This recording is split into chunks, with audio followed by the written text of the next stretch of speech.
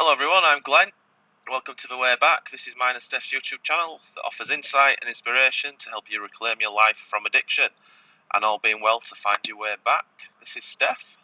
Hi friends, I'm Steph. Along with the YouTube channel, Glenn and I also share a sobriety date. It is the 17th of October, 2016. We support each other and we keep each other accountable. And our hope is that with these interviews and our video blogs, we can help you along your sobriety journey as well. So glad you're here.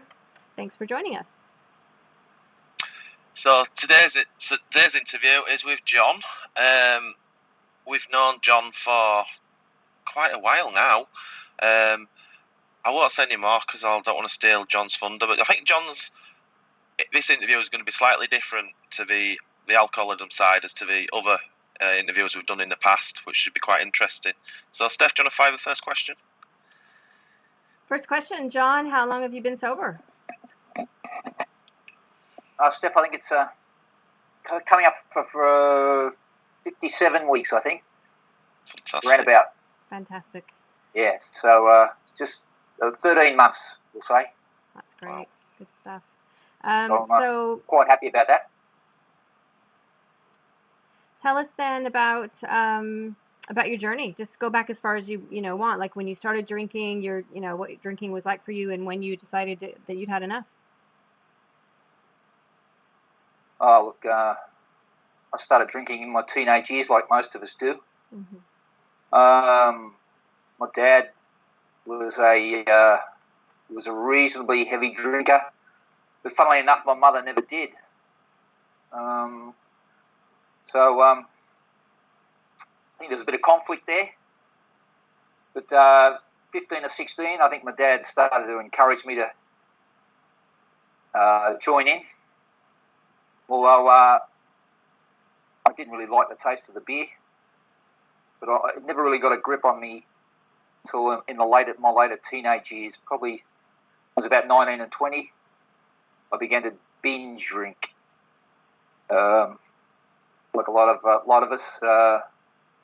Every Friday night or Saturday night, I'd probably drink myself into a bit of a stupor and end up being very, very sick afterwards.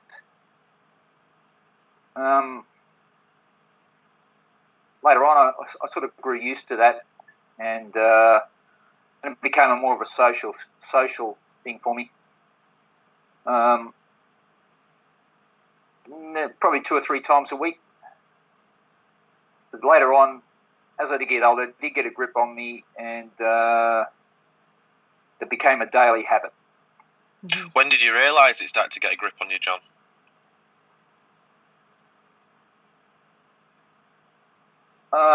Well, I think my brother is a very active member of AAs in Washington, D.C., and he was pointing out a few things to me about how it ran in the family, and how we noticed that my drinking had got heavier the times he saw me when he visited Australia. So, yeah.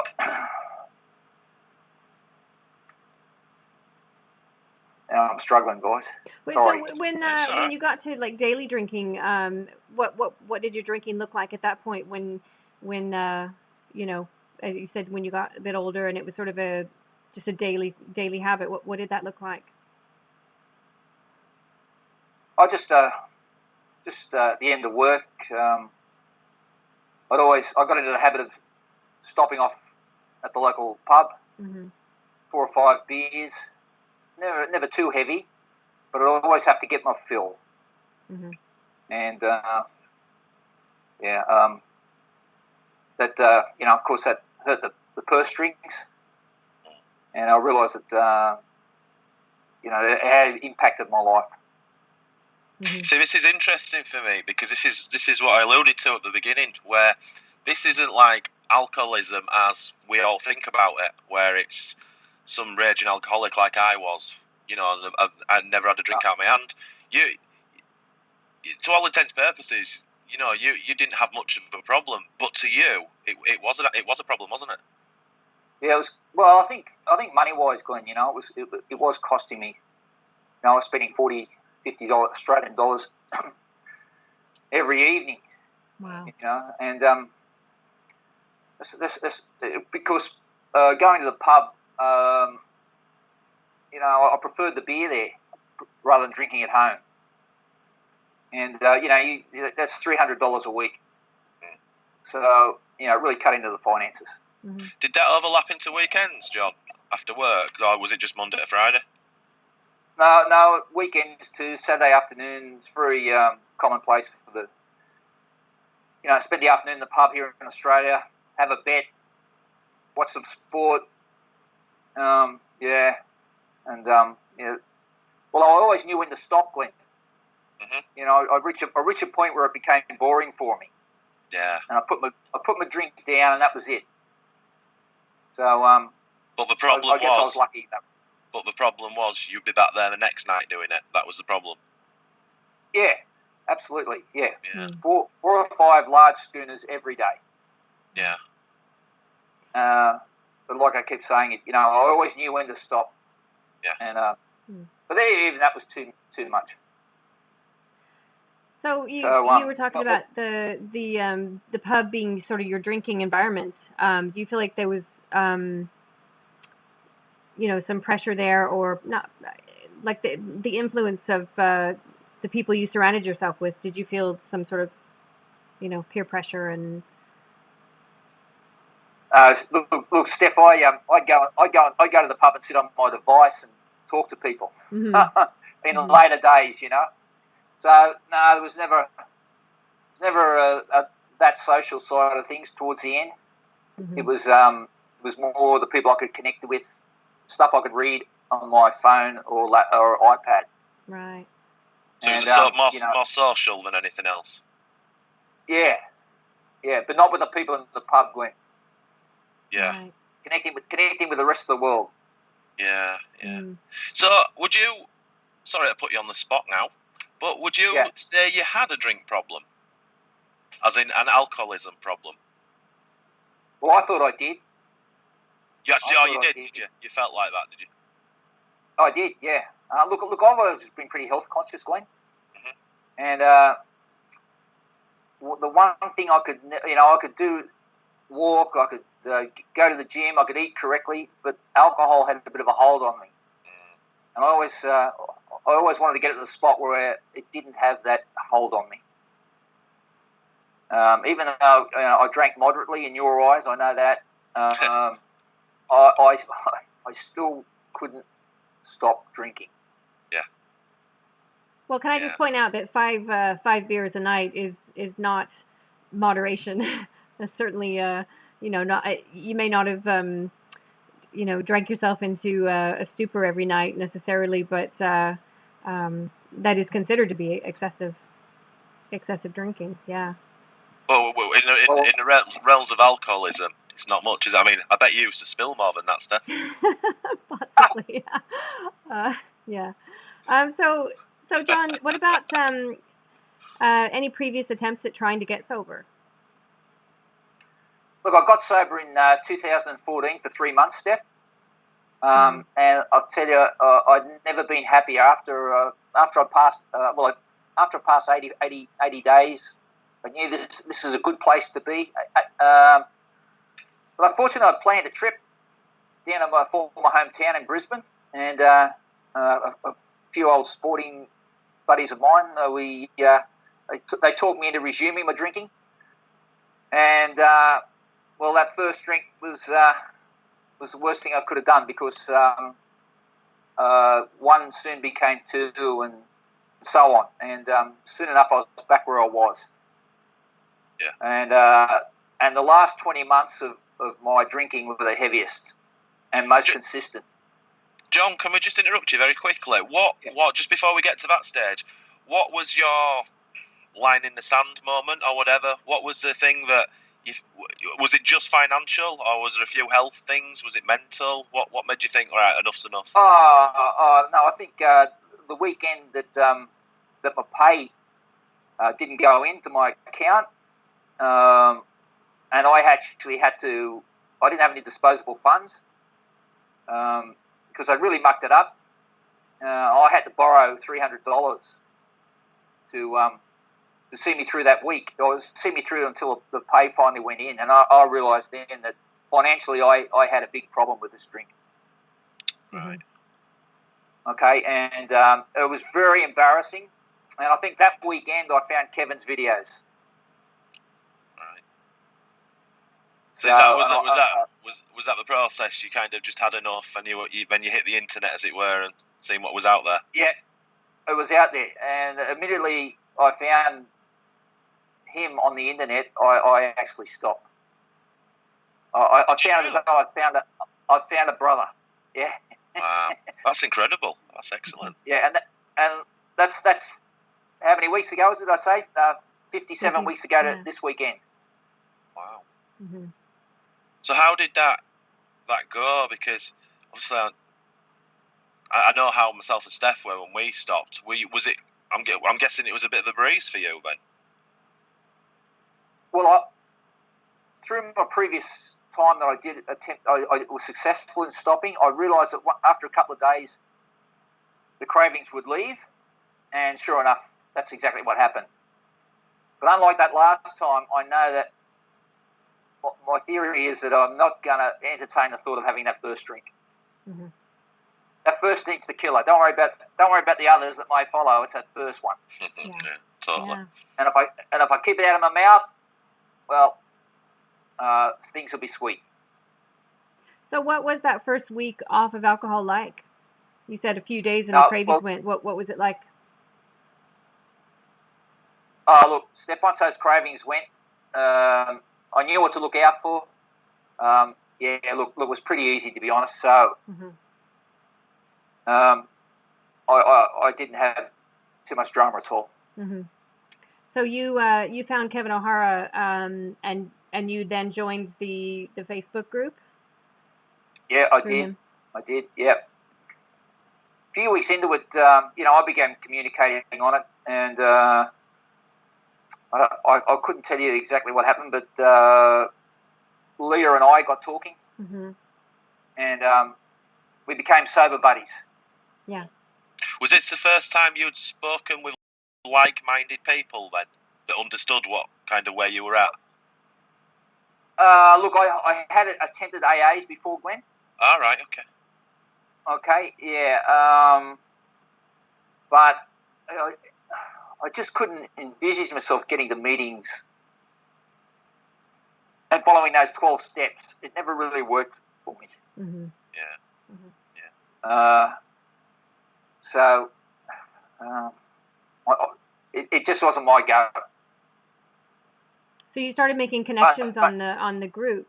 Do you feel like that was a kind of a game changer for you in staying sober? Oh, absolutely, Steph. Yeah, I just being with like-minded people. Mm-hmm.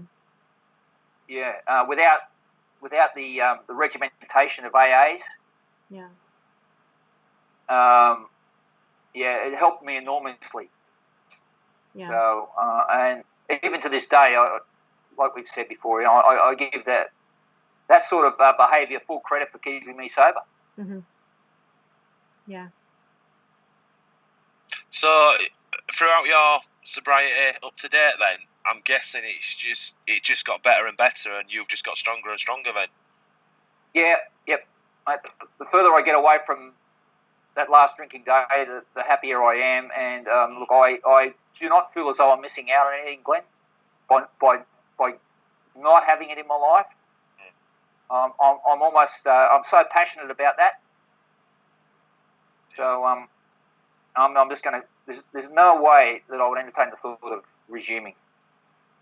So for the people watching, tell us a bit about the connections you've made. I mean, obviously, Glenn and I know because we chat with you 3 times a week, just like this on video. But talk about the connections you've made. I mean, you mentioned Leah. You would chat with her regularly, and yeah. Well, it started off with Leah, and then we chat almost every night talking about staying sober, and just that one connection for many months there before you joined, Steph.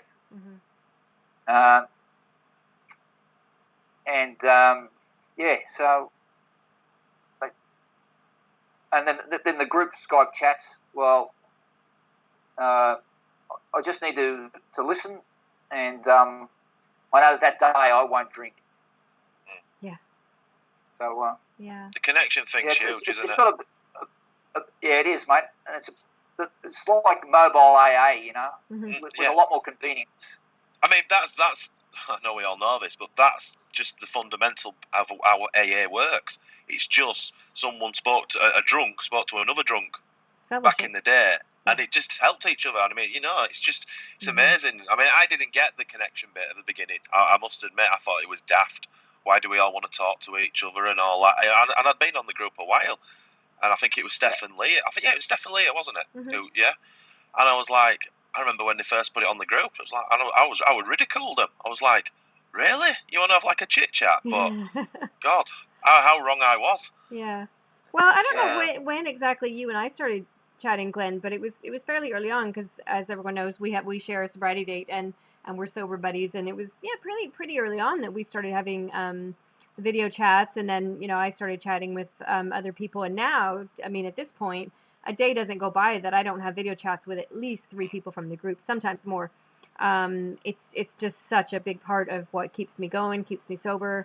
Yeah, it's really huge but for me. You see, when John, you really appreciate these chats, John, and you come across as you're so grateful for them, which is amazing. Well, it's not amazing; it's just really nice to see and to hear, because you kind of say it keeps you sober.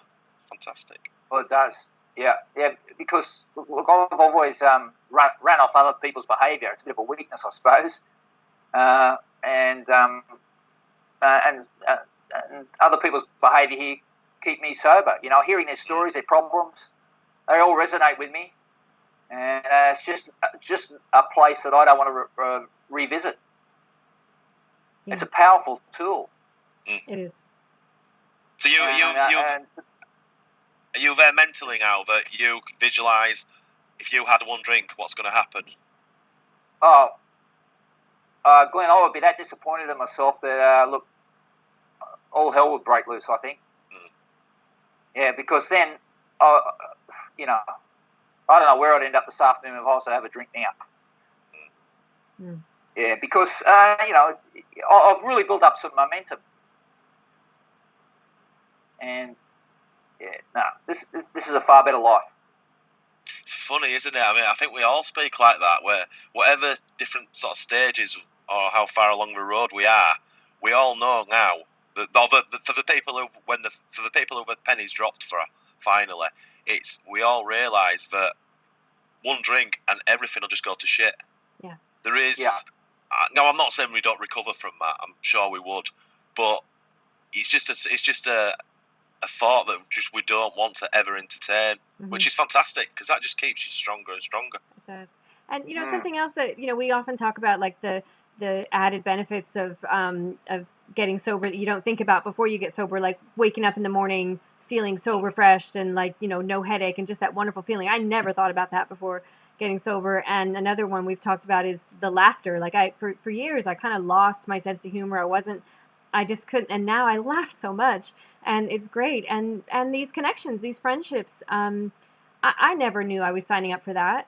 But I've made these amazing connections with people all around the world, and it just means so much. It's just such a huge part of this for me, and it keeps me sober, not just the, weekly connections and daily connections with different people. It's just that whole, you guys are my people.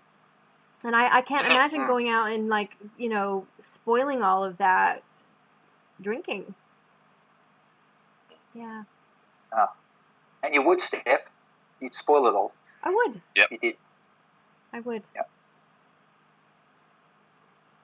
Life's so manageable without a drink.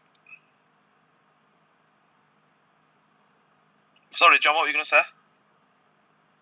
No, I was waiting for a question, Glenn. Oh, sorry.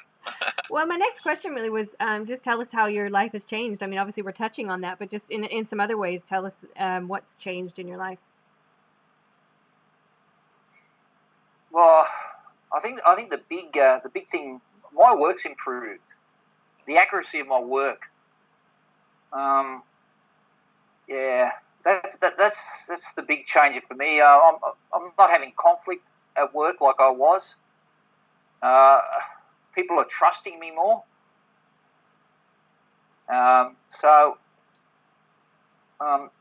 a good thing, because the little errors I'd make at work when I was hungover or was feeling the effect of drink, not only drove me to distraction, but drove my employers, upset them. So that's the number one thing. I've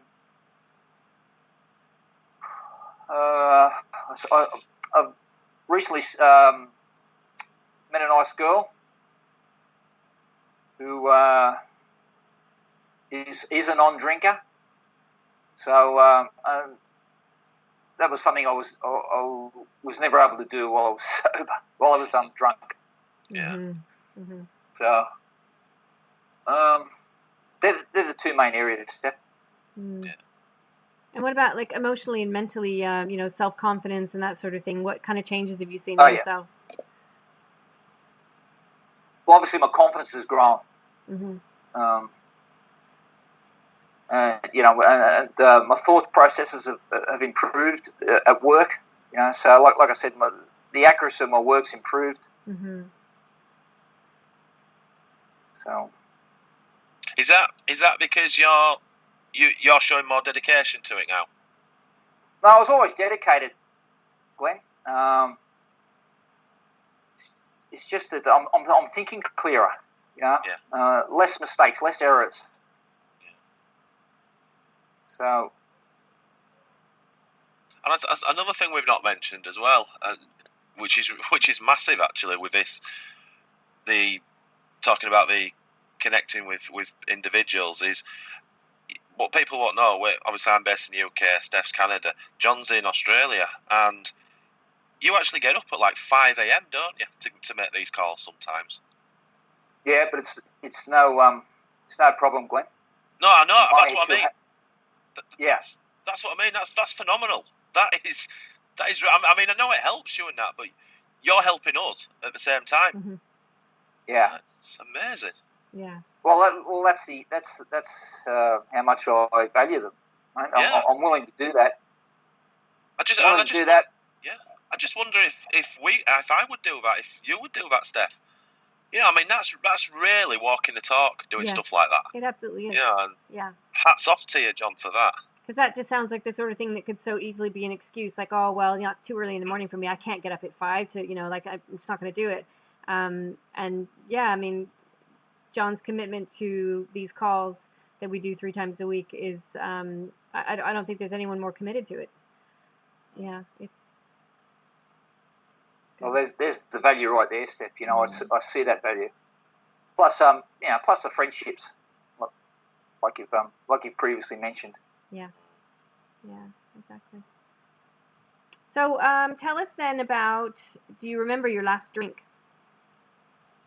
Yeah. Can you describe it? I do. It was at the North Queensland Cowboys Rugby League Club, and I was there watching a game. It's the weekend that that I had to borrow the money, and I was drinking it away. And 9 o'clock, put that drink down. And I said, "That's it. I crossed the line." And I walked out of that club and said, this has got to stop. And that's what happened. So, but it wasn't I wasn't drunk. I'd had a few beers that afternoon. But I just knew it was costing me too much doing what I was doing. So it's nice to see the bank balance improve. Yeah. So, like I said before, I think I was spending about $250, $300 a week. Wow. Because the other thing with that was after a few beers, I'd always end up buying a meal too. Yeah. So that would add to my woes. Mm. Too lazy to come home and prepare one myself. Yeah. It's expensive. Very expensive. Eating out every night. Also your fitness levels, John. You're a fit fella. Were you? Yeah. Did that have an impact back in the day when you were drinking? Were you a little bit more sort of lazy? Oh, yeah. I'm glad you brought that up, Glenn, because no matter how much I trained while I was drinking or walked or exercised, my weight would not shift. Yeah. From 80, 85 kilos. I knew I was too heavy. So how much have you lost? Well, I'm down about 10 kilos, Steph. Wow. Down to where I should be at 73, 74 kilos. Yeah. So, which for you guys was probably a loss of about 24 pounds. Yeah. 25 pounds. Right. That's awesome. And is it? I'm guessing that just happened. You put down the drink, or have you had to work at that? Yep. No, I had to work. I had to continue more exercising, Glenn. And but with not pouring those empty calories down my throat, the weight came off within 2 or 3 months. Yeah. And the good thing is that I've been able to maintain that easily. Mm-hmm. Maintain that weight. Yeah. So without too much worry. It's funny you've said that, John, because obviously I'm just going through a little bit of a brain fart at the moment, just with my eating. My eating's gone a little bit right again. But the fact that I'm not drinking means I'm not piling the weight on. Where if I'd have been in the same boat but drinking, I'd have been putting like half to 7 pounds on a week or something ridiculous. But in actual fact, I've actually put 7 pounds on in the last 5 weeks, which is still terrible. It's shit. Don't get me wrong, but it just shows you the difference those empty calories make on the body. But you know why? Because it's chocolate and things you've been eating. But if you were eating sensibly and you weren't having the chocolate, you know that you would have maintained your weight loss. Oh yeah, easily. Yeah. I mean, I've proved that to myself already. Yeah. And it just taking those empty calories completely out your diet, you don't have to kind of worry about your diet anymore. Yeah. It almost takes care of itself. You just sort of eat relatively healthy, and your body will come back to where it needs to be. Yeah. Well, that's what I've found, Glenn. Yeah, as everyone knows, I've struggled with food and weight issues, my whole life. I've had eating disorders, but I did, just like John was saying, I had this kind of 10, 15 pounds that I just couldn't shift. And there were periods of time in my drinking when I was like, right, I'm going to be like the New Year's resolution or whatever, but I'm going to lose the weight, I'm going to exercise. And I really would put a lot of effort into it, going to the gym every day, joining classes, whatever. And the weight just wouldn't shift. It just would not shift. And I got sober and I've lost over 30 pounds. And it does seem relatively easy. I pretty much eat whatever I want. I still try to maintain, exercising, most days, but it's not difficult anymore. And it's kind of like, I feel as though I can start relaxing a bit. Like I don't need to worry so much about it anymore. And I remember how many calories I was putting in, the empty calories, the alcohol. Yeah. Huge difference. And I think once you detoxify your body, getting rid of all the alcohol, your metabolism is going to run more smoothly. Your body is going to work better. Yeah. Definitely. Definitely. So I just, John, I want to bring you back really quick to your last drink, because I know something about that. There's another member of our group, friend of ours, who you share a sobriety date with. Indeed, yes. It's Craig Fawcett in Melbourne. Yeah, and tell me about his last drink. Sorry, Tell us about his last drink. Yeah, well, funnily enough, not only did we stop at the same day, but we actually stopped in the same hour. And we only found that out a week ago. Yeah. So, wow. So that's really, really weird. And so he mentioned the fact that he stopped at 9 p.m. on that particular Saturday night, and I said, you know what, Craig, that's exactly when I stopped too. And he has been equally as successful as I have in maintaining his sobriety.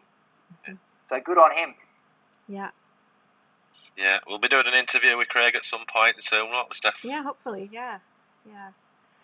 Well, thank you, John. This has really been good. I've really been looking forward to this. I mean, obviously, I know your story. I know you well. You're a good friend. But I really was excited to kind of share your story with with everyone else, because I think it's great. Just you've especially the connections. I think that's an important part of your story and how you got sober and you stay sober. Very important, Steph. Yeah, a massive thank you from me as well, John. Really enjoyed that. Thank you very much, sir. No worries, guys. Thank you. Great.